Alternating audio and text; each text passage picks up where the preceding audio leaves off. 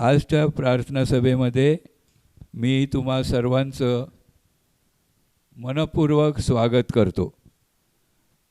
आज आपण ऑनलाईन ही भक्ती घेत आहोत आणि त्याबद्दल आपण प्रभूला धन्यवाद देऊया की सर्व काही बंद असतानासुद्धा त्याची भक्ती बंद होत नाही.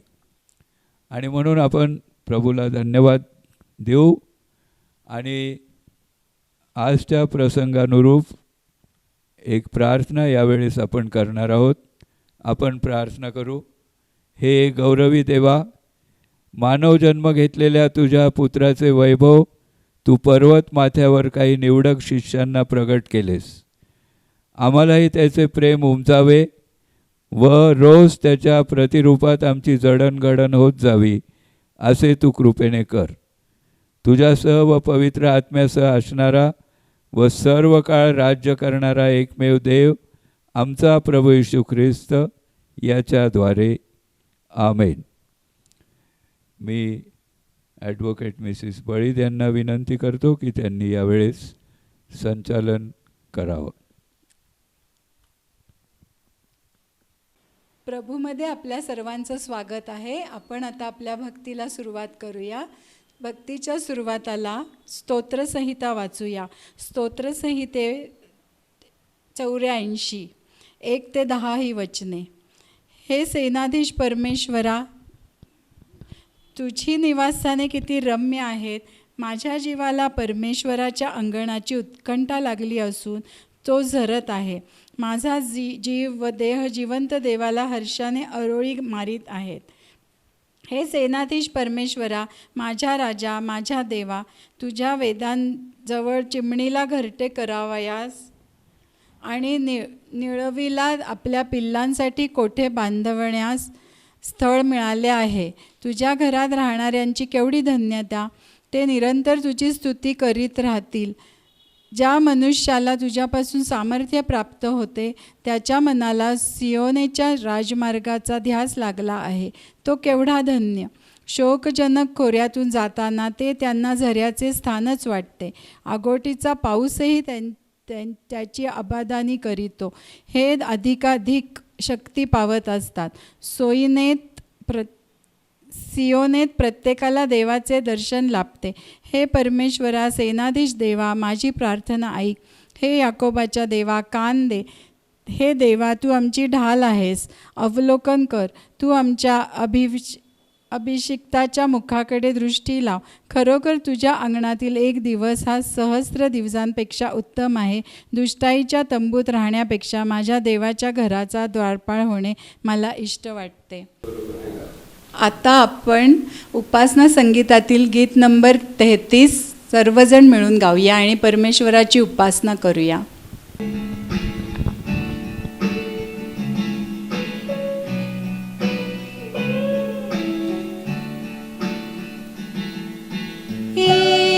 ईश्वराची दया किती सांगतेचा लागे ना.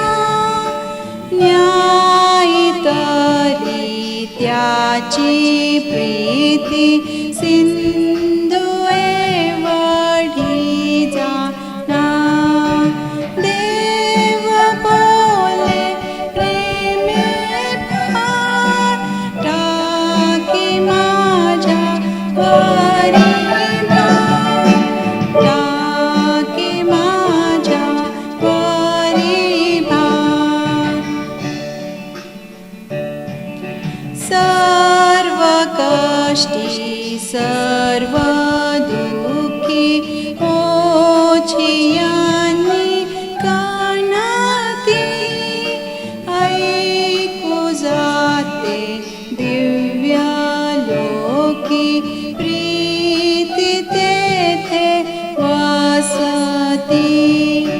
देव बोले प्रेमे फार टाकी माझ्या वरी भार.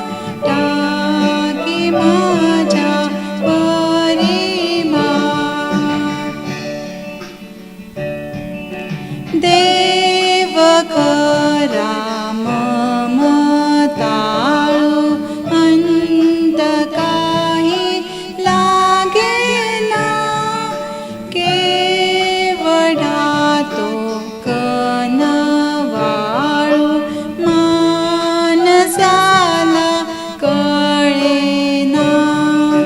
देव बोले प्रेमे भार, टाकी माझ्या वरी भार, टाकी माझ्या वरी भार. ती खरी अगाध प्रीती जितयाच्या अंतरी, तोची म्हणे नाही भीती, मी दयास नावरी.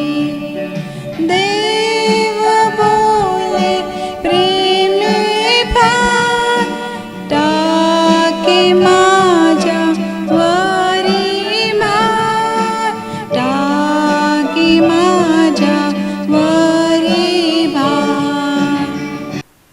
आता आपण शास्त्रभाग वाचूया.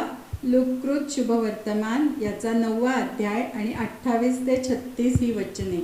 या बोलण्यावर असे झाले की सुमारे 8 दिवसांनी पेत्र, योहान व याकोब यांना बरोबर घेऊन तो प्रार्थना कराव्यास डोंगरावर गेला. आणि तो प्रार्थना करीत असता त्याच्या मुखाचे रूपांतर होऊन त्याचे वस्त्र पांढरे व चकचकीत झाले. आणि पहा, मोशे व एलिया हे दोघेजण त्याच्याबरोबर संभाषण करीत होते. ते तेजोमय दिसले आणि तो जे आपले निर्गमन यरूशलेमेत पूर्ण करणार होता त्याविषयी ते बोलत होते. तेव्हा पेत्र व त्याचे सोबती झोपेने भारावले होते, पण ते जागे झाले व त्यांना त्याचे तेज व त्याच्याजवळ उभे राहिलेले दोघे पुरुष दिसले. मग असे झाले की ते त्याच्यापासून निघून जात असताना पेत्राने येशूला म्हटले, गुरुजी, आपण येथेच असावे हे बरे. तर आम्ही 3 मंडप करू, आपणासाठी एक, मोशेसाठी एक व एलियासाठी एक. हे जे तो बोलला त्याचे त्याला भान नव्हते. तो हे बोलत असता मेघ उतरून त्याच्यावर छाया करू लागला आणि ते मेघात चिरले. तेव्हा ते भयभीत झाले. तेव्हा मेघातून अशी वाणी झाली, हे हा माझा पुत्र, माझा निवडलेला आहे, याचे तुम्ही ऐका. ही वाणी झाली तेव्हा येशू एकटाच दिसला. यावर ते गप्प राहिले आणि ज्या गोष्टी त्यांनी पाहिल्या होत्या त्यातले काहीच त्या दिवसात त्यांनी कोणाला सांगितले नाही. येथे शास्त्रपाठ समाप्त होतो. वाचलेले वचने येशू आपल्यासाठी आशीर्वादित करो. ह्यावेळी आपण स्तोत्र क्रमांक 2 एकत्रितपणे वाचूया. राष्ट्रांनी दंगल का मांडली आहे, लोक व्यर्थ योजना का करीत आहेत. परमेश्वराविरुद्ध व त्याच्या अभिषिक्ताविरुद्ध पृथ्वीवरील राजे उठले आहेत. सत्ताधीश एकत्र जमून मसलत करीत आहेत की चला आपण त्यांची बंधने तोडून टाकू, आपणावरील त्याचे पाश फेकून देऊ. स्वर्गात जो राजासनारूढ आहे तो हसत आहे, प्रभू त्याचा उपहास करीत आहे. पुढे तो त्यांच्याशी क्रोधयुक्त होऊन बोलेल, तो संतप्त होऊन त्यास घाबरे करील. तो म्हणेल, मी त्याच्या पवित्र सियोन डोंगरावर आपला राजा अधिष्ठित केला आहे. मी परमेश्वराचा निर्णय कळवितो. तो मला म्हणाला, तू माझा पुत्र आहेस, आज मी तुला जन्म दिला आहे. माझ्याजवळ माग, म्हणजे मी तुला राष्ट्रवतना दाखल देईन. पृथ्वीच्या दिंगतापर्यंतचे स्वामित्व तुला देईन. लोहदंडाने तू त्यास फोडून काढशील, कुंभाराच्या मडक्यासारखा त्याचा चुराडा करशील. राजांनो, आता शहाणे व्हा, पृथ्वीवरील न्यायाधीशांनो बोध घ्या. बीड करून परमेश्वराची सेवा करा, कंपित होऊन हर्ष करा. पुत्राने रागवू नये व तुम्ही वाटेने नाश पावू नये, म्हणून त्यांचे चुंबन घ्या, कारण त्याचा क्रोध त्वरित पेटेल. त्याला शरण जाणारे सगळे धन्य होत. परमेश्वर वाचलेली वचने आशीर्वादित करो. त्याच्या नामात मान, महिमा व गौरव सदा सर्व काळ असो. प्रेषितांचा मतांगीकार आपण सर्वजण एकत्र मिळून म्हणू. कृपया उभं राहावं. सर्व समर्थ देव जो पिता, आकाश व पृथ्वी यांचा निर्माण करता, त्यावर मी विश्वास ठेवतो आणि त्याचा एकुलता एक पुत्र येशू ख्रिस्त आमचा प्रभू, जो पवित्र आत्म्याच्या योगाने गर्भरूप झाला, कुमारी मरियेच्या उदरी जन्मास आला, ज्याने पंत पिलाताच्या वेळेस दुःख भोगिले, ज्याला वधस्तंभी दिले, जो मरण पावला, ज्याला पुरले, जो मृत्यूलोकात उतरला, तिसऱ्या दिवशी मेलेल्यातून पुन्हा उठला, स्वर्गात चढला व सर्व शक्तिमान देव जो पिता त्याच्या उजवीकडे आसनस्थ झाला आहे, तेथून जो जिवंतांचा व मेलेल्यांचा न्याय करायला येणार आहे, त्यावर मी विश्वास ठेवतो. आणि पवित्र आत्मा, सार्वत्रिक मंडळी, पवित्रांची सहभागिता, पापांची क्षमा, देहाचे पुनरुत्थान आणि सनातन जीवन, यावर मी विश्वास ठेवतो. आमेन. आपण आपले अर्पणे आदराने व दैवी भयाने परमेश्वराला सादर करू. संतोषाने देणारा देवाला आवडतो.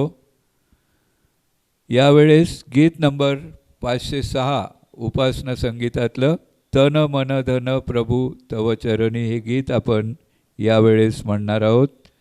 मिसिस सुचित्रा बळीद आपल्यासाठी हे गीत सादर करतील.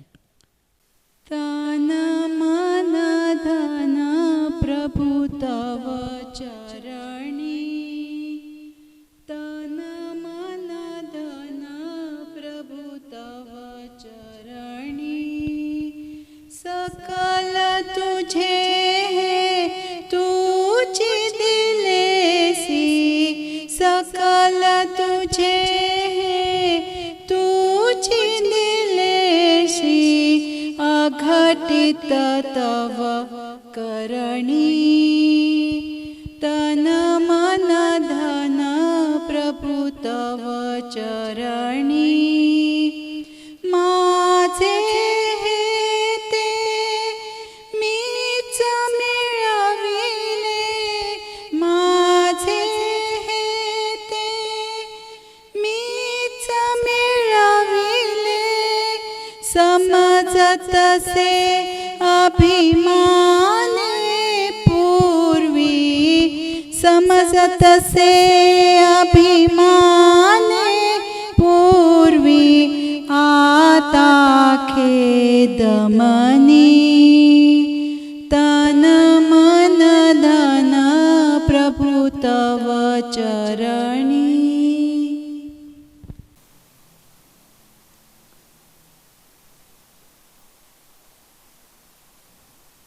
आज आपण लूककृत शुभवर्तमान याचा 9वा अध्याय 28 ते 36 या वचनावरती मनन करणार आहोत. थोडा वेळ आपण शांत राहू, प्रभूच्या सानिध्यात जाऊ आणि यावेळेस आपण प्रार्थना करू.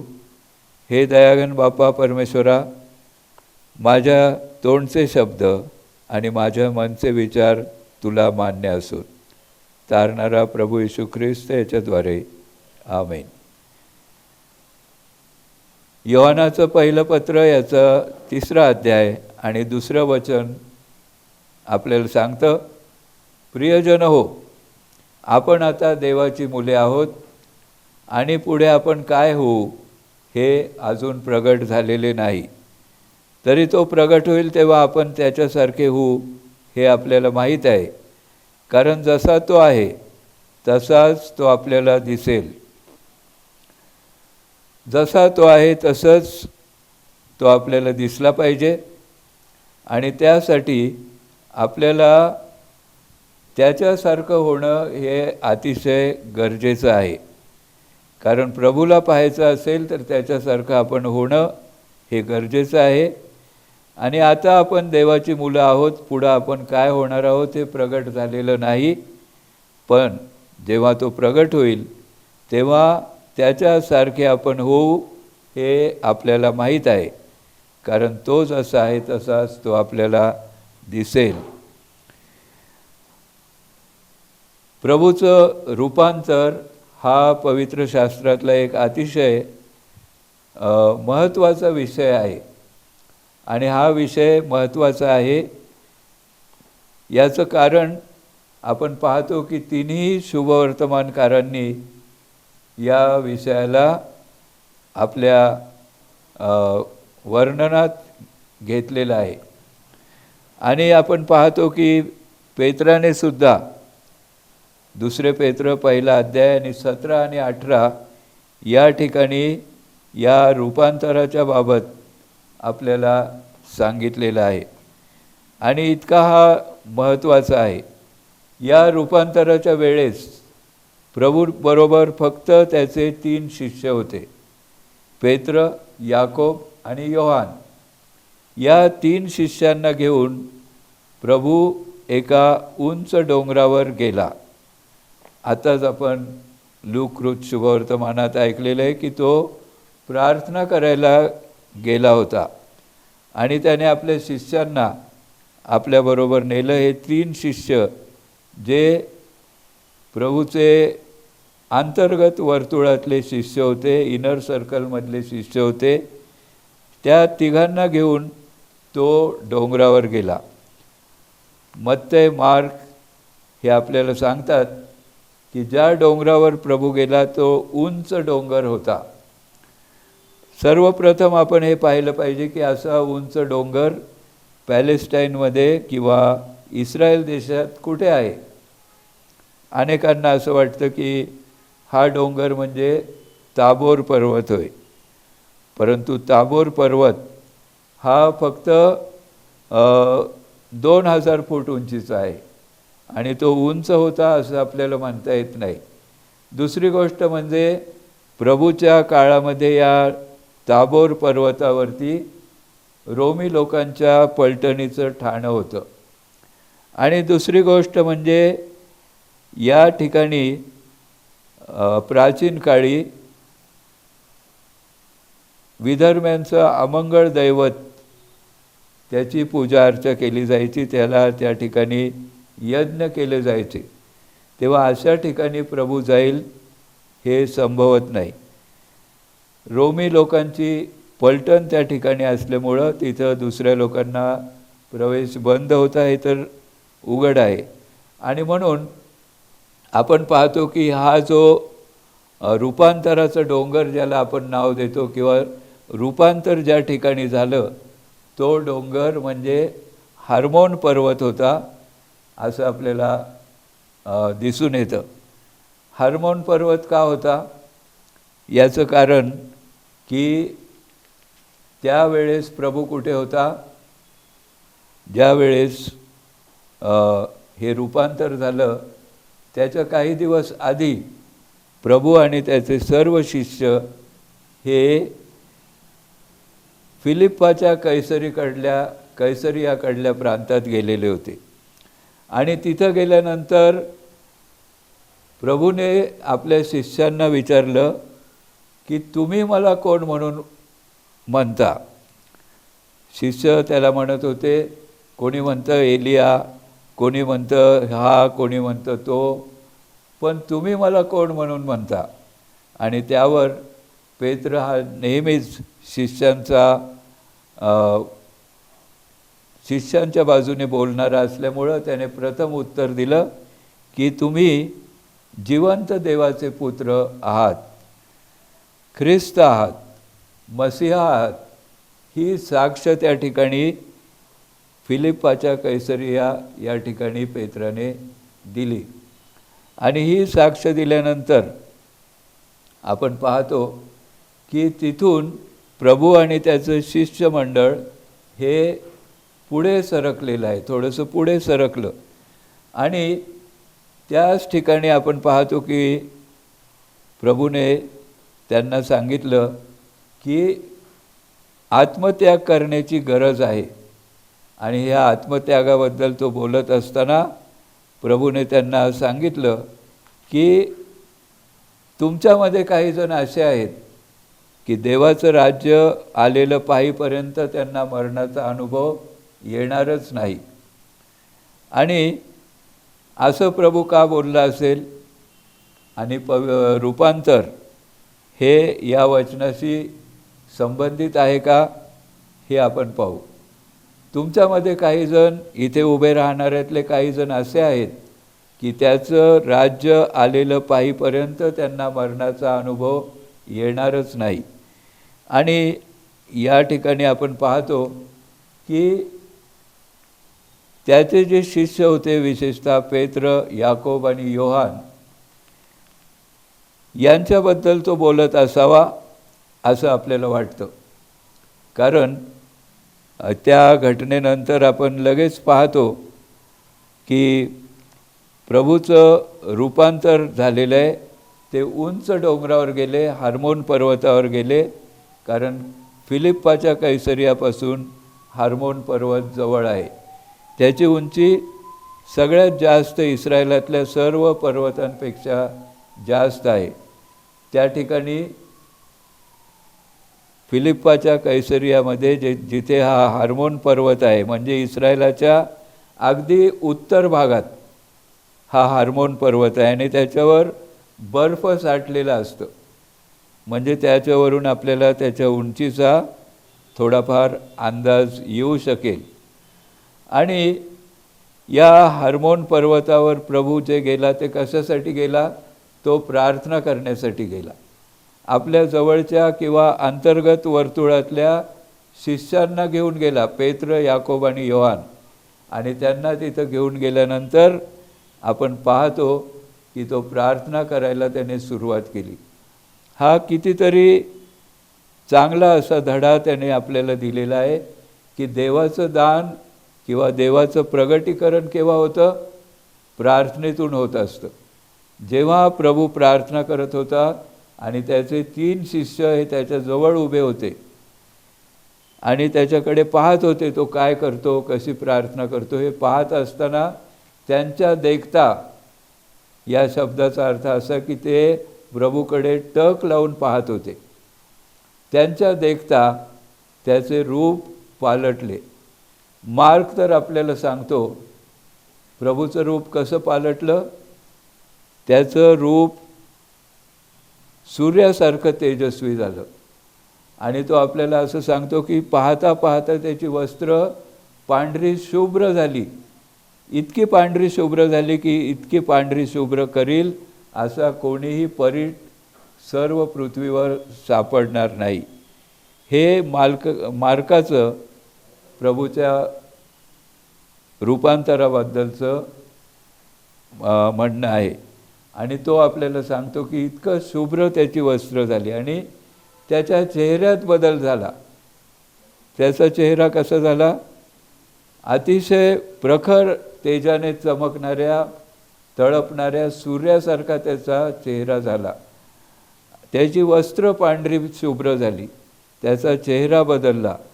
आणि आपण हेच वर्णन प्रगटीकरणाच्या पुस्तकात प्रभू येशूचं दर्शन जे योहानाला झालेलं आहे त्यामध्ये आपण पाहतो की प्रभू येशूचं दर्शन योहानाला झालं तेव्हासुद्धा आपल्या तेजाने प्रखरपणे तळपणाऱ्या सूर्यासारखं प्रभूचं मुख बदललेलं आहे किंवा झालेलं आहे असं योहानाने साक्षात्कारामध्ये पात्म नावाच्या बेटावर पाहिल्याचं आपल्याला आठवतं.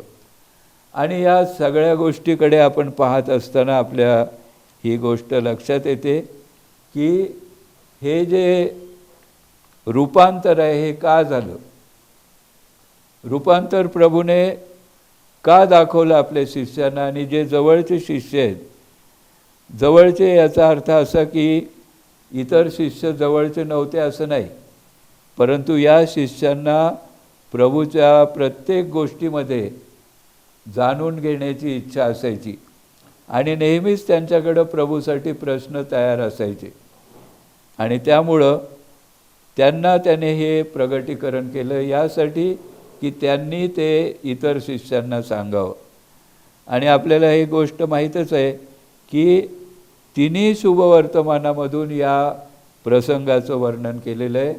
पेत्राने आपल्या पत्रात सुद्धा प्रभूचं रूपांतर झाल्याचं आपल्याला दाखवलेलं आहे.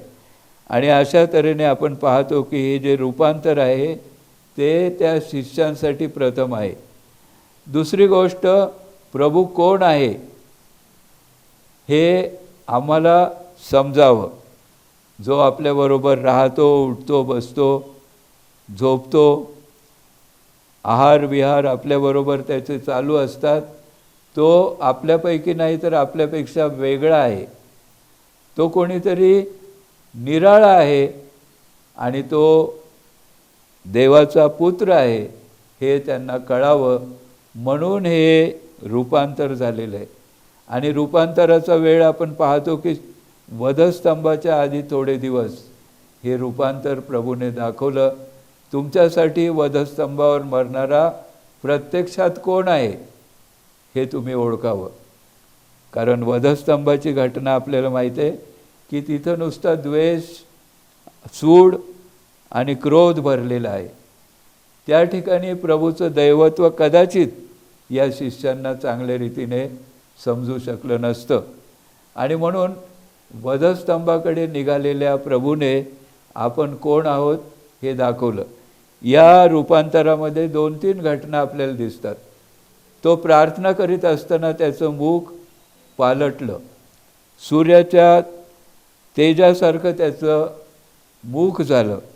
दुसरी गोष्ट आपण पाहतो की हे रूपांतर झालं त्यावेळेस मोशे आणि एलिया हे त्याच्याबरोबर संभाषण करत आहेत असं आपल्याला मार्कही सांगतो आणि मत्तेसुद्धा सांगतो. परंतु ते काय बोलत आहेत हे मात्र आपल्याला फक्त लूक सांगतो. प्रभू जे आपलं निर्गमन यरूशलेमेत लवकरच पूर्ण करणार होता त्याबद्दल ते बोलत होते. प्रभूचं रूप पालटलं, त्याची वस्त्र शुभ्र झाली. आणि दुसरी गोष्ट आपण पाहतो की मोशे आणि एलिया हे त्याच्याशी संभाषण करीत तिथं उभे आहेत. ते संभाषण करीत आहेत असं आपल्याला मार्काच्या शुभवर्तमानात सांगण्यात आलेलं आहे. त्याचप्रमाणे मत्तेसुद्धा आपल्याला सांगतो की संभाषण चाललं होतं. पण काय संभाषण आहे याचं रहस्योद्घाटन फक्त लूकानेच आपल्यासाठी केलेलं आहे. लूक आपल्याला सांगतो की जे निर्गमन तो यरूशलेमेत पूर्ण करणार होता त्याबद्दल ते दोघं त्याच्याशी बोलत होते. इथं अजून एक गोष्ट आपल्या लक्षात येते की मोशेला कोणी पाहिलंच नव्हतं, म्हणजे प्रभूच्या शिष्यांनी. एलियालाही कोणी पाहिलं नव्हतं, कारण एलियाला वावटळीतून वर नेण्यात आलं. मोशेच्या बाबतीत आपण पाहतो की मोशेची कबर आजपर्यंत कोणालाही ठाऊक नाही. त्याने त्याला पुरले असा उल्लेख आपल्याला अनुवादाच्या पुस्तकात सापडतो. या पलीकडं मोशेबद्दल आपल्याला त्याच्या शरीराबद्दल, त्याच्या कबरेबद्दल आणखी काही माहिती नाही. आणि अशी व्यक्ती जी कितीतरी हजारो वर्ष आधी होऊन गेली, जी देवाचा आवडता असा शिष्य होती, त्या व्यक्तीला या शिष्यांनी ओळखलं हा एक चमत्कारच म्हणायचा. एलियाला सुद्धा त्यांनी ओळखलं की एलिया आणि मोशे तिथं आले आणि ते त्याच्याशी बोलत होते. तो यरूशलेमेत जे पूर्ण करणार त्याबद्दल चर्चा चाललेली होती. आता मोशे याने प्रभू येशू ख्रिस्ताबद्दल आपल्या नियमशास्त्रात लिहिलेलं आहे, परमेश्वर तुमच्यासाठी माझ्यासारखा एक संदेष्टा पाठवेल, त्याचं तुम्ही ऐका असं त्याने आपल्याला सांगितलं. पण एवढं करूनच मोशे थांबला नाही. केवळ संदेष्टा पाठवेल असं त्याने सांगितलं नाही, तर तो संदेष्टा किंवा तो कोकरा काय आहे, काय करणार आहे यासाठी मोशेने अनेक यज्ञ, अनेक अर्पणं यांचे विधी लावून दिले. पापार्पण, दोषार्पण, शांत्यर्पण इत्यादी अर्पणं मोशेने लावून दिली. आणि या प्रत्येक अर्पणाचा रोख वधस्तंभावर मरणाऱ्या कोकऱ्याकडे आहे. जे पशु मोशेने इस्रायल लोकांनी अर्पण करावेत असं लिहिलेलं आहे, त्यामध्ये आपण पाहतो की बहुतांश मेंढरं आहेत. मेंढा किंवा बकरा घ्यावा. आणि वेळप्रसंगी आपण पाहतो की कालवड ही सुद्धा घेण्यात आलेली आहे. आणि अशा तऱ्हेने मोशेचं नियमशास्त्र प्रत्येक यज्ञामागं, प्रत्येक अर्पणामागं प्रभू येशू ख्रिस्ताकडे बोट दाखवत आहे. आणि म्हणून ते पूर्ण करण्यासाठी तो आलेला आहे. नियमशास्त्र रद्द करण्यासाठी मी आलो असं समजू नका, तर मी ते पूर्ण करण्यासाठी आलो आहे असं प्रभूने आपल्याला सांगितलं. आणि म्हणून मोशे जो नियमशास्त्राचा प्रमुख आहे, तो त्या नियमशास्त्रातल्या गोष्टी प्रभूमध्ये कशा पूर्ण होणार आहेत ते कदाचित प्रभूला सांगत आहे. दुसरा, एलिया हा संदेष्टांचा प्रमुख आहे किंवा पहिला संदेष्टा आहे. पहिला संदेष्टा मला वाटतं शमूएल आहे. परंतु संदेष्टांची पुस्तकं लिहायला सुरुवात झाल्यानंतर आपण पाहतो की एलिया हा एक मोठा संदेष्टा इस्रायल देशामध्ये होऊन गेला. इस्रायल, तेव्हा इस्रायलांचे 2 भाग झालेले होते, यहुदा आणि इस्रायल. आणि सगळ्यात महत्त्वाची गोष्ट आपल्याला दिसते एलियाच्या गोष्टीतून की देवाची कृपा ज्या ठिकाणी पाप वाढलं त्या ठिकाणी विपुल झालेली आहे. इस्रायल राष्ट्रांनी उघड उघड देवाशी फितुरी केली. ते म्हणाले की हे लोक तिकडे जातील, इस्रायलात जातील, यरूशलेमेत जातील आणि आपल्याला सोडतील. यराबाम हा राजा होता तेव्हा. म्हणून त्याने काय केलं, 2 वासरं केली. एक दान इथं ठेवलं, एक बेथेल इथं ठेवलं. आणि इस्रायल लोकांना सांगितलं, हे इस्रायला, ज्या देवांनी तुला मिसर देशाच्या दास्यगृहातून बाहेर काढलं ते हे तुझे देव पहा. आणि अशा रीतीने मूर्तीपूजेला त्याने लावलेलं होतं. अशांच्या काळात एलिया संदेष्टा आला. इस्रायलाला आपल्या पापापासून फिरण्याची त्याने पदोपदी सूचना केली, माहिती दिली. आणि एवढंच नव्हे तर चमत्कारांचा एक मोठा खजिना या पापिष्ट इस्रायल राष्ट्रासाठी परमेश्वराने एलियाच्याद्वारे उघडला.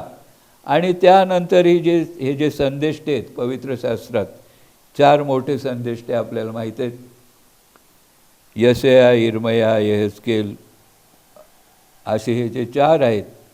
त्याचप्रमाणे 12 छोटे छोटे संदेष्टे आहेत.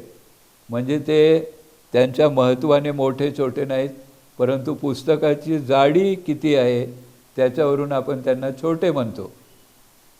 मोठे संदेष्टे यशया, इर्मया, यहेजकेल आणि दानिएल यांना आपण मोठे म्हणतो, कारण ती पुस्तकं बऱ्याच पानांची आहेत, मोठी आहेत, अनेक अध्याय आहेत. अपवाद फक्त दानिएलाचं पुस्तक आहे, फक्त 12 अध्याय त्याच्यामध्ये आहेत. परंतु दानिएलाच्या पुस्तकामध्ये इतिहासाचा एक मोठा, प्रचंड मोठा कालखंड, दीर्घ कालखंड त्याने व्यापलेला आहे. आणि त्यामुळंच आपल्याला दिसतं की दानिएलाच्या पुस्तकाला विद्वान लोक म्हणतात की ते इसवी सन पूर्व 167 साली लिहिलं गेलं. वास्तविक जे बाबेलचं राज्य आलं त्यावेळेस दानिएल कैदेत होता, पाडावपणात होता, त्यावेळेस हे पुस्तक लिहिलेलं आहे. त्यावेळच्या घटना आहेत. परंतु दानिएलाच्या पुस्तकाची तंतोतंतता इतकी अचूक आहे की विद्वानांना असं वाटू लागलं की इसवी सन 163 ते 67च्या दरम्यान हे पुस्तक लिहिलं की काय, हे नंतरचं पुस्तक आहे असं त्याच्यावरती ते आरोप करू लागले. परंतु हे भविष्याची अचूकता आहे. आणि म्हणून इसवी सन पूर्व, ख्रिस्तपूर्व 506 सालापासून हे पुस्तक लिहिण्यात आलेले आहे. तर असे 4 मोठे आणि हे संदेष्टे प्रभू ख्रिस्ताबद्दल त्यांनी केलेली भविष्य कशी पूर्ण व्हावायची आहेत त्याच्याबद्दल त्याच्याशी बोलत आहे. संदेश त्यांना देणारा सुद्धा प्रभू येशू ख्रिस्तच आहे. त्याने आपल्या पवित्र आत्म्याद्वारे त्या संदेश त्यांना उत्तेजित केलं आणि त्यांनी प्रभूचे संदेश लिहून काढले. एवढंच नाही, जो लिहिलेला प्रत्येक संदेश या पुस्तकांमध्ये आपल्याला दिसतो, तो प्रत्येक त्यांनी तिथं वेशीसमोर उभं राहून, चव्हाट्यावर उभं राहून इस्रायलाच्या कानी पाडला, ऐकवला, बोलले. आणि तरीसुद्धा इस्रायल आणि यहुदा ही दोन्ही राष्ट्र देवापासून दूर गेले आणि म्हणून त्यांचा निखालस नाश झालेला आहे. ते इतिहासाच्या पटलावरून गायब झाले होते. परंतु प्रभूचं आगमन, त्याचा वधस्तंभ याविषयी ही दोघंजण बोलत आहेत. आणखी एक गोष्ट या ठिकाणी आपल्याला दिसते ती ही की हे बोलत असताना आपण पाहतो की ते बोलणारे जे दोघं आहेत प्रभूबरोबर बोलतात, एलिया आणि मोशे, हे दोघंसुद्धा तेजोमय दिसले. ते सुद्धा तेजोमय झाले आणि ते येशू संगती, प्रभू संगती बोलत होते. ते स्वतः पण तेजोमय झाले. मोशे दर्शन मंडपात परमेश्वराच्या सान्निध्यात नेहमीच असायचा आणि ते बोलून बोलून त्याच्या चेहऱ्याच्या त्वचेतून तेजाचे किरण बाहेर पडू लागले आणि म्हणून तो जेव्हा मंडळीत यायचा तेव्हा आपल्या मुखावर आच्छादन घालायचा. आणि इथं तर आपण पाहतो की जो विश्वाचा उत्पन्न करताय, विश्वांचा उत्पन्न करताय, पुष्कळ विश्व आहेत आजकाल आपल्याला माहिती झालेलं आहे. आणि या सर्व विश्वांचा जो निर्माण करता प्रभू आहे त्याच्याशी हे दोघं बोलत आहेत आणि त्यावेळेस ते तेजस्वी दिसले असं लोकांनी आपल्याला सांगून ठेवलेलं आहे. परमेश्वराच्या सान्निध्यात जेव्हा आपण जातो तेव्हा त्याच्या तेजाचे आपण अंशभागी होतो. आणि ही गोष्ट आपण या ठिकाणी पाहतो की या दोघांनी प्रथम प्रभू संगती त्याच्या वधस्तंभावरचं बद्दलचं बोलणं सुरू केलं. दुसरी गोष्ट आपण पाहतो की त्या गोष्टीबद्दल हे दोघंजण प्रभू येशूशी बोलत होते आणि लवकरच तो आपलं निर्गमन पूर्ण करणार होता. आणि जेव्हा प्रभूचं पुनरुत्थान झालं त्यावेळेस प्रभूचा जो संवाद आहे तो सुद्धा या शास्त्रपाठाशी फारच संबंधित आहे असं मला वाटतं. त्यावेळेस प्रभू म्हटला की संदेष्टे व नियमशास्त्र यात माझ्याविषयी जे काही लिहिलं ते पूर्ण होणं आवश्यक होतं. 40 दिवस याबद्दल तो त्यांना शिक्षण देत असे, दर्शनं देत असे, भेटत असे. आणि तीच गोष्ट या रूपांतराच्या ठिकाणी दिसते की जिथं ह्या गोष्टी पूर्ण झाल्या नव्हत्या. प्रभूला वधस्तंभावर अद्याप जायचं होतं, परंतु त्या भविष्यांची पूर्तता प्रभू येशू ख्रिस्तामध्ये आहे हे या लोकांना प्रभूला सांगायचं होतं. आणि म्हणून त्या ठिकाणी या दोन व्यक्ती, महत्त्वाच्या व्यक्ती त्या ठिकाणी आलेल्या आहेत.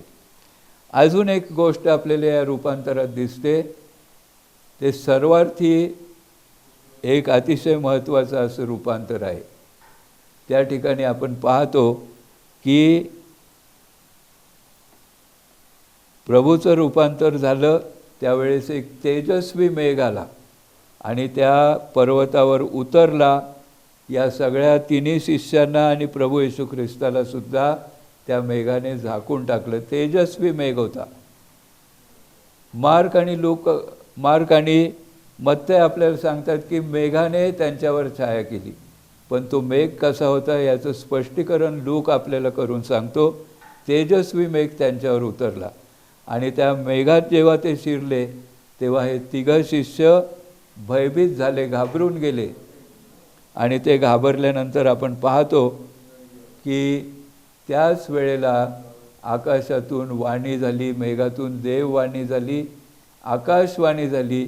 आणि ती वाणी म्हणाली, हा माझा परमप्रिय पुत्र आहे, याचं तुम्ही ऐका. हा माझा प्रिय पुत्र आहे, याचं तुम्ही ऐका.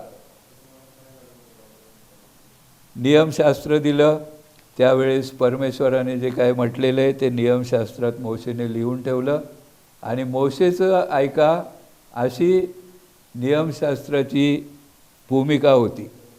परंतु जेव्हा देवाचा पुत्र येतो त्यावेळेस याचं तुम्ही ऐका अशी देवाने दिलेली आज्ञा आहे. म्हणून आपण पाहतो की आम्ही नियमशास्त्र पाळतो जरूर, परंतु ज्या गोष्टी ख्रिस्ताने केल्या नाहीत त्या आपण सुद्धा करत नाही. तो म्हणतो मनुष्याचा पुत्र शब्बाताचा धनी आहे. शब्बात मनुष्यासाठी झाला, मनुष्य शब्बातासाठी झाला नाही. हा माझा परमप्रिय पुत्र आहे, याचं तुम्ही ऐका अशी देववाणी झाली, अशी आकाशवाणी झाली. आणि त्याप्रमाणे ते शिष्य ते जेव्हा वाणी ऐकली तेव्हा ते पालथे पडले, असं चित्र आपण शुभवर्तमानातून पाहतो. कारण एक नवीन प्रगटीकरण, नवीन सुरुवात त्या ठिकाणी आपल्याला दिसते. आणि अशा रीतीने हे जे रूपांतर आहे ते अतिशय निराळ आहे. आता प्रभूचं रूपांतर माझ्यासाठी त्याचा अर्थ काय आहे हे आपण थोडक्यात पाहणार आहोत. माझ्यासाठी त्याचं काय अर्थ? प्रियजनो, आता आपण देवाची मुले आहो आणि पुढे आपण काय होऊ हे अजून प्रगट झालेलं नाही. तरी तो प्रगट होईल तेव्हा आपण त्याच्यासारखे होऊ हे आपल्याला माहीत आहे. कारण जसा तो आहे तसाच तो आपल्याला दिसेल. आणि हे दोघं जसे तेजस्वी झाले मोशे आणि एलिया, तसं त्याच्या उंचीपर्यंत जाण्याची आपल्याला गरज आहे. का उंचीपर्यंत जायचं? का प्रभूसारखं व्हायचं? आम्हाला स्वतः ख्रिस्त व्हायचं आहे का? असं मुळीच नाही. देवाच्या सानिध्यात मोशे जेव्हा होता तेव्हा त्याच्या चेहऱ्यातून तेजाचे किरण बाहेर पडत होते. तो देव नव्हता, परंतु देवाच्या सानिध्यात राहिल्यामुळे त्याच्या शरीरात, त्याच्या मनात, त्याच्या आत्म्यात जे बदल झाले ते बदल आम्हाला अपेक्षित आहेत. आम्ही सर्वतोपरी प्रभू येशू ख्रिस्तासारखं व्हावं, याचा अर्थ आम्ही स्वतः ख्रिस्त व्हावं असं नाही, तर आम्ही त्याच्या इतमामाला शोभेल इतक्या उंचीपर्यंत उचलले जावं हे आमच्यासाठी त्याने ठेवलेलं आहे.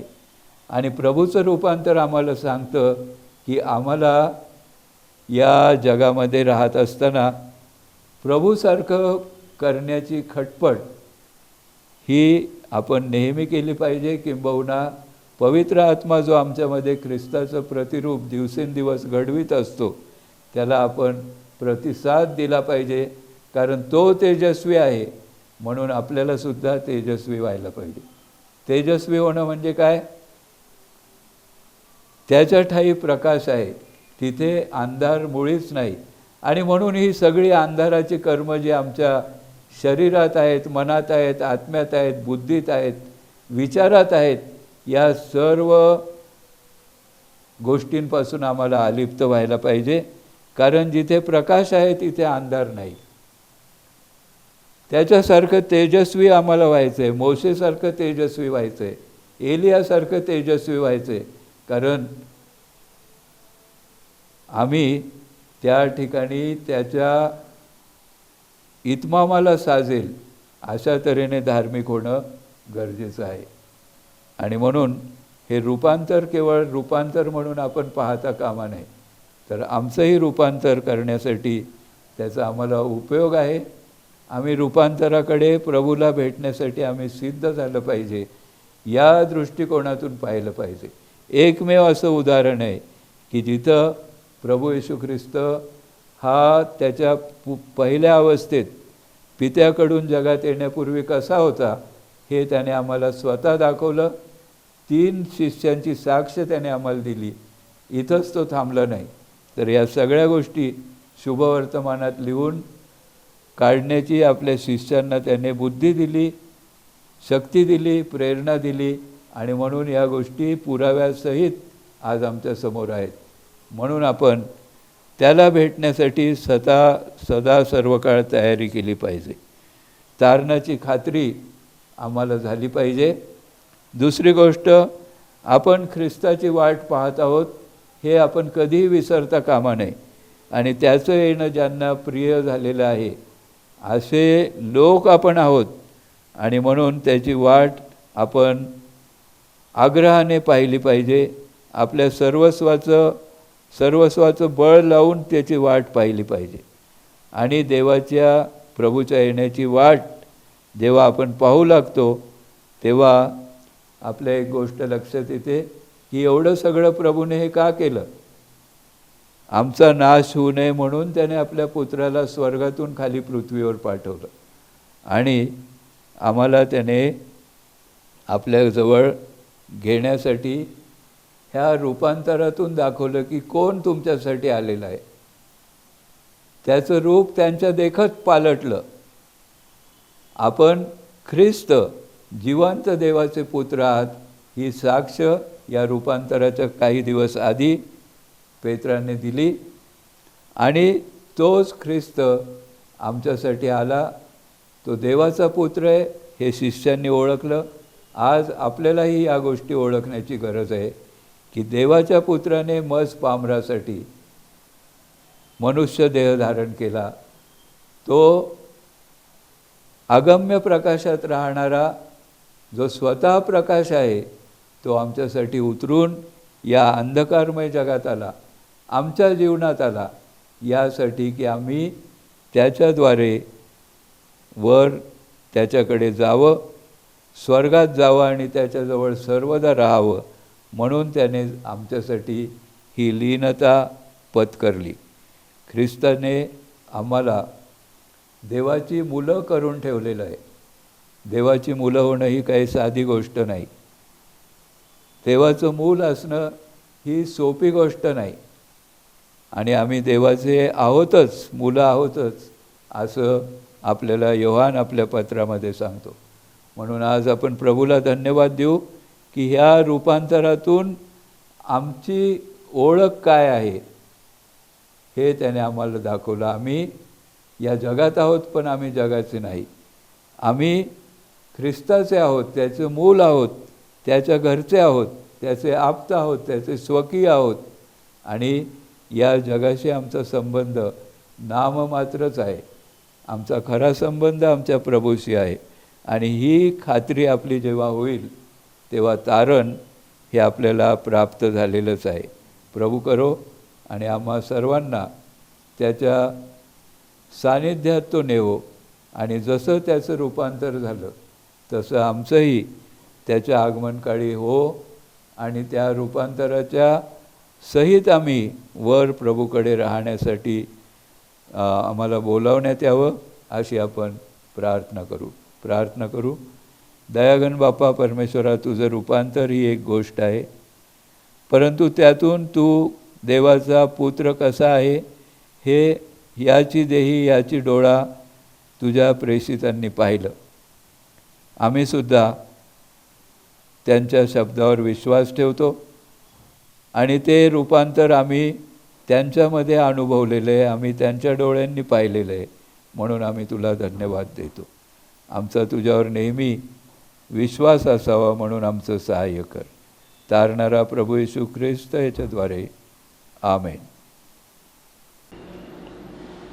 या संपूर्ण सभेमध्ये तुम्ही उपस्थित राहिलात त्याबद्दल मी मनापासून तुमचे आभार मानतो. आणि या कोरोनाच्या लॉकडाऊनच्या काळामध्ये आपण प्रभूजवळ या माध्यमाच्याद्वारे जाऊ शकतो म्हणून आपण त्याचे आभार मानू.